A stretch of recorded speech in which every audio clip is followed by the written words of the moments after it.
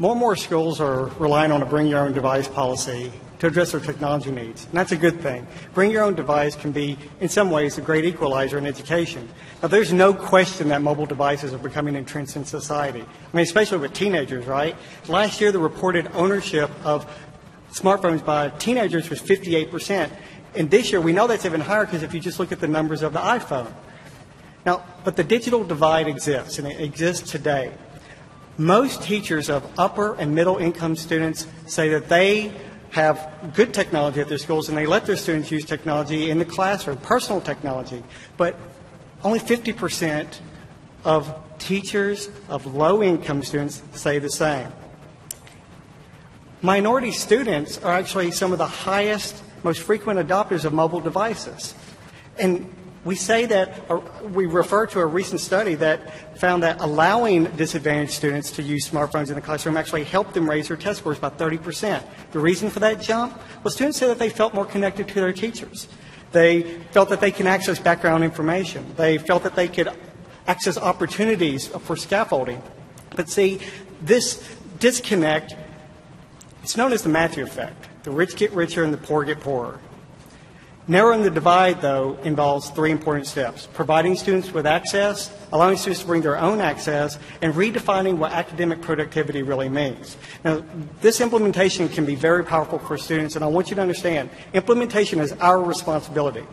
Providing access means to make sure that appropriate technology is available to all students and make sure that access to technology and the internet is available widespread. Because access to the internet today is a basic right. Access to the internet today, it is, because it's access to empowerment, and all kids deserve this. Bring your own device policies help plug gaps in technology access because students of all SES levels have this powerful technology that we didn't dream of just 20 years ago. And allowing personal technology in their lives helps bridge the formal learning from school to their informal lives, making connected learning a true reality.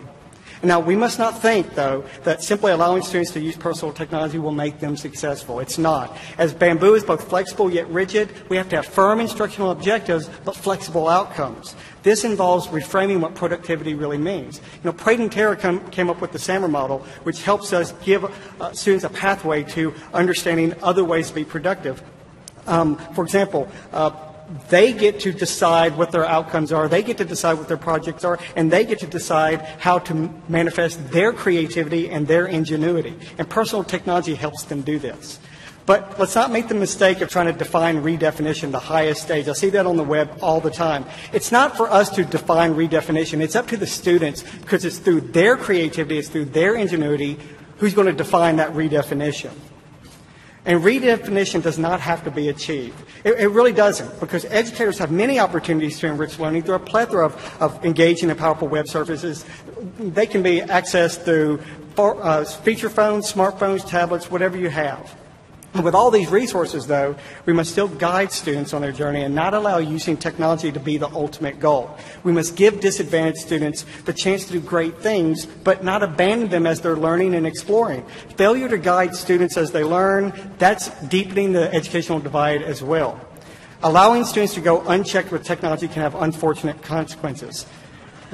We must maintain a guiding presence as they develop their skills as digital citizens and as they master the balance between intellectual exploration and prudence. Consider young Anakin. Although keenly adept at technology, left unchecked, he ended up making some bad decisions. Now, many call the current generation digital natives, who, like Anakin, have a keen understanding of technology. But do they really? Do they really know how to use technology wisely? Students' inclination to explore new abilities must be tempered with good sense and focus. Too many students think BYOD is a technology free-for-all. That's not how it's supposed to be. In fact, the mindset is what continues to deepen the divide today. If you consider the lessons of just two great teachers, Yoda and Mr. Miyagi, you might know, they're my favorite teachers. You might note that student success is the result of effort, patience, and focus. And the student who excels in the end is the one who excels because he masters his own style, but he pulls his own load, and he's guided by a patient mentor. Now, let's allow students to bring their own technology. It's controversial for some, but let's not forget, America has only just recently started figuring out the concepts of educational equity. To narrow the gaps in our educational system, we have to give all students access to powerful tools. You can't expect master builders to build great things unless they get to use the tools that they know best. And while we can't guarantee all students the same tools, thanks to constant advances in technology, students can gain access to learning opportunities not even dreamt of 5 years ago. It's our responsibility to make sure that they get that access. Now look, I was born poor across the street from the library, and I was lucky. Kids should not have to depend on luck. They should have access today to any kind of information that they need, and we need to be there to guide them. Thank you.